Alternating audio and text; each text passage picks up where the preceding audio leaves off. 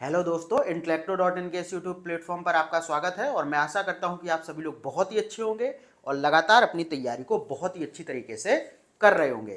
तो हम लोग लगातार यूपीपीसीएस, आरओ और बीईओ के लिए जीएस के सभी इंपॉर्टेंट टॉपिक्स की सीरीज को पूरा कर रहे थे और इस सीरीज के अंतर्गत आज ये आपकी 18वीं क्लास है और इस क्लास में हम लोग दक्षिण अमेरिका महाद्वीप की सभी नदियों के बारे में चर्चा करने वाले हैं। जैसा कि मैंने आपको पहले भी बताया था कि जो उत्तर प्रदेश लोक सेवा आयोग है वो हर बार नदियों के संदर्भ में, चाहे वो भारत की हो या फिर विश्व की हो, प्रश्न जरूर पूछता है। तो इनको आपको अच्छी तरीके से तैयार करना है। तो क्लास को स्टार्ट करते हैं और बात करते हैं अमेजन नदी की। तो ये बहुत ही एक इम्पॉर्टेंट नदी है। इम्पॉर्टेंट इसलिए भी है क्योंकि यह दुनिया की दूसरी सबसे लंबी नदी है और दुनिया की जो सबसे लंबी नदी है वो नील नदी है, जिनके बारे में हम लोग अफ्रीका महाद्वीप की जब नदियों की चर्चा की थी तब कर चुके हैं। ठीक है, तो सबसे पहला फैक्ट यही ध्यान रखिए कि जो अमेजन नदी है वो नील नदी के बाद दुनिया की सबसे लंबी नदी है। यानी कि दुनिया की दूसरी सबसे लंबी नदी कौन है? अमेजन नदी। ठीक है, निकलती कहां से है? तो निकलती है एंडीज पर्वत से है। आपको भी पता होगा, जब आप दक्षिण अमेरिका महाद्वीप का मैप देखेंगे, ये मैप है, यहां पर आप देखेंगे इस तरीके से पूरा एंडीज पर्वत फैला हुआ है और यहीं से ये निकलती है। ठीक है, इस तरीके से ये पूरा फैला हुआ है यहाँ पर एंडीज पर्वत और इसी एंडीज पर्वत से ये अमेजन नदी निकलती है और इस तरीके से ये बहती है पूर्व की ओर और फिर उत्तरी अटलांटिक महासागर में अपना जल गिराती है। ठीक है, तो आपको ध्यान रखना है कि जो अमेजन नदी है उसका उद्गम कहां से होता है?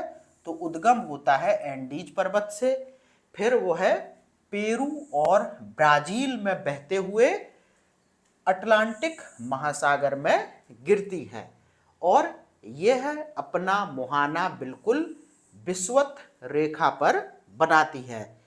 ठीक है, तो एंडीज पर्वत से निकलती है। ये जो रेड कलर से मैंने डिनोट किया है ये है अमेजन नदी और इसमें आप देखेंगे तो यह एंडीज पर्वत से निकलकर और फिर पूर्व की ओर बहती है और यहां पर यह आप देखेंगे तो पेरू और फिर ब्राजील में बहते हुए उत्तरी अटलांटिक महासागर में अपना मुहाना बनाती है और यहीं से इस तरीके से विषुवत रेखा जाती है। तो इसका जो मुहाना है वो बिल्कुल विषुवत रेखा के करीब है। तो इस बात का ध्यान रखना कि इसका मुहाना विषुवत रेखा के बिल्कुल करीब है। ये फैक्ट पूछा जा चुका है, इसीलिए मैं आपको थोड़ा जोर देके इस बात को बता रहा हूं। ठीक है, अन्य फैक्ट अगर हम लोग इस नदी के संदर्भ में देखें तो ब्राजील में अमेजन नदी के तट पर मनोस बंदरगाह स्थित है। ठीक है, ध्यान रखना, बहुत बार पूछा जाता है कि मनोस बंदरगाह किस नदी पर है, या फिर ऐसे करके पूछ लिया जाता है कि ब्राजील में अमेजन नदी के तट पर कौन सा बंदरगाह स्थित है? तो मनोस बंदरगाह। अब ये बंदरगाह प्रसिद्ध भी है और इसका कारण है कि यह दुनिया का अंतरतम बंदरगाह है। अंतरतम बंदरगाह का मतलब होता है कि तट के सबसे भीतर। ठीक है, जैसे कोई तट है तो उसके अंदर बंदरगाह बहुत ज्यादा हो, तो यह दुनिया का सबसे अंतरतम बंदरगाह है। ठीक है, बंदरगाह का नाम क्या है? मनोस और यह ब्राजील में अमेजन नदी के तट पर स्थित है। उसके बाद देखो, अमेजन नदी की घाटी में सेलवास नाम के सदाबहार वन पाए जाते हैं। तो अमेजन नदी की घाटी में सेलवास नाम के सदाबहार वन पाए जाते हैं। ठीक है, सदाबहार वन आप लोग जानते ही होंगे। दुनिया में सबसे सघन सदाबहार जो वन है वो अमेजन घाटी में ही पाए जाते हैं। ठीक है, जैसे आपने सुना होगा अमेजन के जंगल, तो कभी आप YouTube पर वीडियो वगैरह देखना कि इतने घने वन होते हैं और ये सदाबहार वन होते हैं। सदाबहार वन वो होते हैं जो कि 200 सेंटीमीटर से जहां ज्यादा बारिश होती है वहां पर उगते हैं और साल भर अपनी पत्तियां नहीं गिराते हैं। और ये इतने घने होते हैं कि जो धूप आती है वो भी इन जंगलों में जमीन तक नहीं पहुंच पाती है, क्योंकि पेड़ इतने घने होते हैं तो सारी धूप ऊपर ही ढक ली जाती है। ठीक है, तो दुनिया के अगर सबसे सघन यानी कि सबसे घने सदाबहार वनों की बात की जाए तो वो अमेजन नदी घाटी में ही पाए जाते हैं। बाद बाकी अगर आपसे पूछा जाए कि मूल रूप से रबड़ के पेड़ कहाँ पाए जाते हैं तो वह सेलवास वनों में ही पाए जाते हैं। अमेजन नदी की घाटी के जो वन हैं उनको सेलवास वन कहते हैं और उन्हीं सेलवास वनों में मूल रूप से रबड़ के वृक्ष पाए जाते हैं। यह भी पूछा जा चुका है। बाद बाकी सेलवास के वनों में एक वृक्ष है जो सबसे बहुतायत मात्रा में पाया जाता है, उसका नाम है महोगनी। याद रखना, ये क्वेश्चन सीधा सीधा ऐसे भी पूछ लिया जाता है, एक तो भारत के संदर्भ में भी पूछ लिया जाता है कि महोगनी किस प्रकार के वनों का वृक्ष है, तो ये सदाबहार प्रकार के वनों का वृक्ष है। और जो अमेजन नदी की घाटी में सेलवास वन है वहां पर इस महोगनी वृक्ष की एक बहुत बड़ी मात्रा पाई जाती है। ठीक है, तो सबसे ज्यादा जिस प्रजाति के जो पेड़ है वो पाए जाते हैं महोगनी के, ध्यान रखना। और एक फैक्ट आपको और बता दूं, आपने सुना होगा एनाकोंडा के बारे में, तो जो एनाकोंडा है वो अमेजन नदी घाटी में ही पाए जाने वाला एक विशाल अजगर होता है। ठीक है, तो ये सारे फैक्ट आप लोग याद रखना। ये भी सारे फैक्ट ऐसे हैं जो लगातार विभिन्न परीक्षाओं में पूछे जाते रहे हैं। ठीक है, अगली नदी की बात करें तो है यहां पर एक 3 नदियों का संगम है जिसे कि बोलते हैं ला प्लाटा नदी तंत्र। ठीक है, और इसमें 3 नदियां शामिल हैं। कौन कौन सी? पराग्वे, पराना और उरुग्वे। तो ला प्लाटा नदी तंत्र में 3 नदियां शामिल हैं, पराग्वे, पराना और उरुग्वे।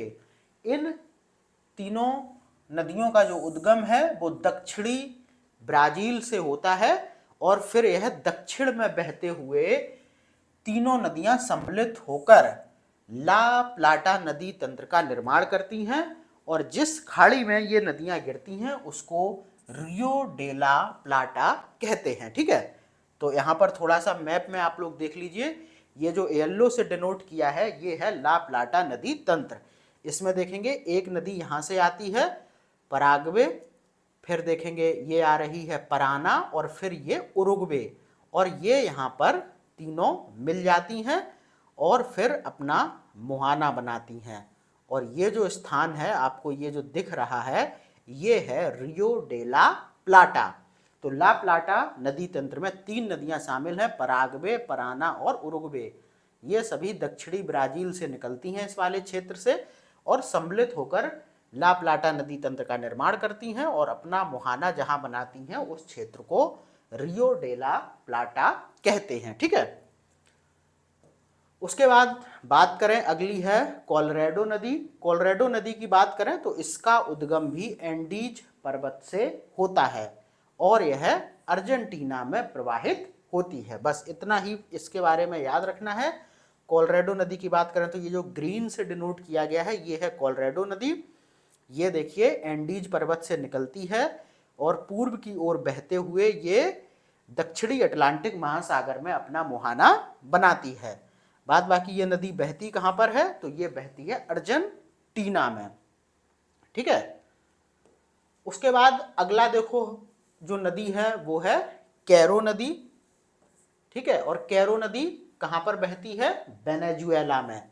ठीक है, और कैरो नदी पर ही विश्व का सबसे ऊंचा जो जलप्रपात है जिसका नाम एंजल जलप्रपात है वह स्थित है। तो इसके बारे में यही फैक्ट याद रखना कि जो कैरो नदी है इस पर विश्व का सबसे ऊंचा जलप्रपात स्थित है। और विश्व का सबसे ऊंचा जलप्रपात कौन है? एंजल जलप्रपात। और एंजल जलप्रपात कहां पर है? वेनेजुएला में, और कैरो नदी भी वेनेजुएला में बहती है। ठीक है, कैरो नदी को अगर हम लोग मैप में देखें तो इसमें डिनोट नहीं है लेकिन ये यहाँ पर कहीं बहती है और आपको ध्यान रखना है कि जो कैरो नदी है वो ओरेनिको की सहायक नदी है। ये जो आपको बैगनी कलर से मैंने डिनोट किया है ये ओरेनिको नदी है और इसकी सहायक नदी ही कैरो है।